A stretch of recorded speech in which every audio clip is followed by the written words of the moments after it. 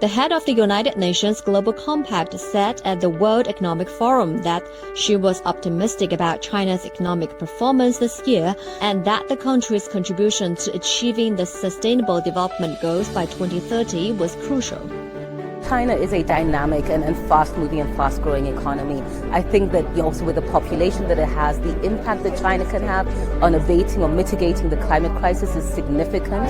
Significant gains have been made in social development. It would be great to see those continue. But nevertheless, I think China plays an important role in the global economy. We have about 600 Chinese businesses in the Global Compact. That needs to grow. We want to see Chinese businesses contributing even more, not only to China's development, but to the Sustainable Development Goals. And so yes, we acknowledge China has made, immense gains in some of the Sustainable Development Goals, lifting millions out of poverty. And I think that level of ambition really is good and needs to be emulated.